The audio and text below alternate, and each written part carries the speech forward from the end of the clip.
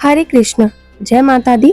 आप सभी श्रोताओं को शारदीय नवरात्रि की बहुत बहुत शुभकामनाएं।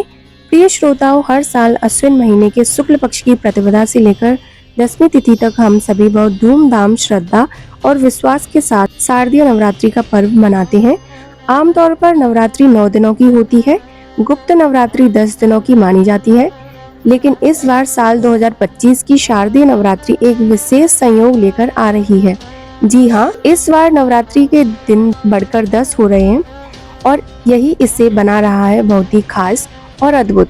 इस बार शारदीय नवरात्रि 22 सितंबर दिन सोमवार से शुरू होकर 1 अक्टूबर दिन बुधवार तक रहेंगी और अगले दिन यानी 2 अक्टूबर गुरुवार को विजयदशमी और दशहरे का पर्व मनाया जाएगा और इसी दिन कलश विसर्जन और दुर्गा विसर्जन के साथ साथ नवरात्रि व्रतों का समापन हो जाएगा। इस बार शारदीय नवरात्रि का पहला दिन रहेगा 22 सितंबर सोमवार को। इस दिन प्रतिपदा तिथि है और इसी दिन घट स्थापना की जाएगी। प्रतिपदा तिथि 22 सितंबर सोमवार को तड़के 1:24 से, देखा जाए तो 21 सितंबर रविवार की देर रात का यह समय रहेगा। 1:24 से शुरू होकर प्रतिपदा तिथि 22 सितंबर मंगलवार को सुबह 2:55 पर समाप्त होगी और कलश स्थापना 22 सितंबर सोमवार को सुबह 6:09 से 8:06 के बीच में की जाएगी। और इसके अलावा दूसरा अभिजीत मुहूर्त सुबह 11:49 से दोपहर 12:38 तक रहेगा।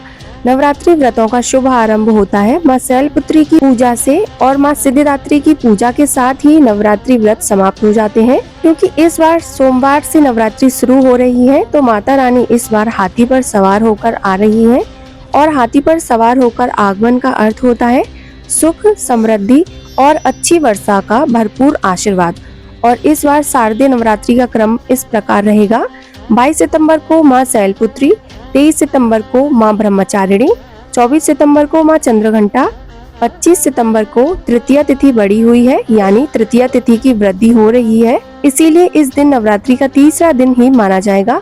26 सितंबर को मां कुष्मांडा, 27 सितंबर को मां स्कंद माता, 28 सितंबर को मां कात्यायनी, 29 सितंबर को मां कालरात्रि, 30 सितंबर को मां महागौरी और 1 अक्टूबर को मां सिद्धिदात्री की पूजा होगी।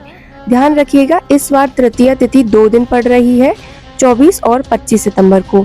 इसी वजह से चतुर्थी की पूजा 26 सितंबर को होगी।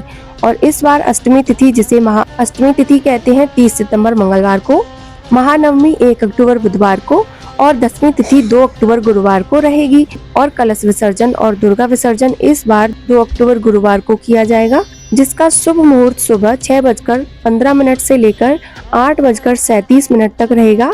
हालांकि बहुत से लोग अष्टमी और नवमी तिथि में भी शाम को पूजा करने के बाद दुर्गा विसर्जन कर देते हैं। वैसे तो भक्त नवरात्रि के पूरे 9 दिन तक ही उपवास करते हैं, लेकिन कुछ भक्त पहला और आखिरी नवरात्रि व्रत रखते हैं।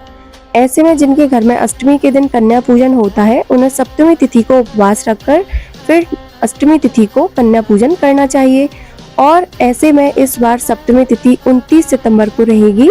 इस दिन आपको उपवास रखना है।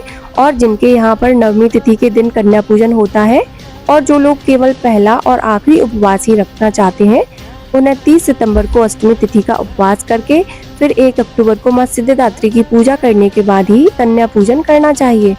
अष्टमी तिथि यानी 30 सितंबर मंगलवार को कन्या पूजन का शुभ मुहूर्त रहेगा सुबह 6:22 से लेकर दोपहर 12:35 तक। और नवमी तिथि यानी 1 अक्टूबर बुधवार को कन्या पूजन का शुभ मुहूर्त रहेगा सुबह 6:22 से 11:55 तक।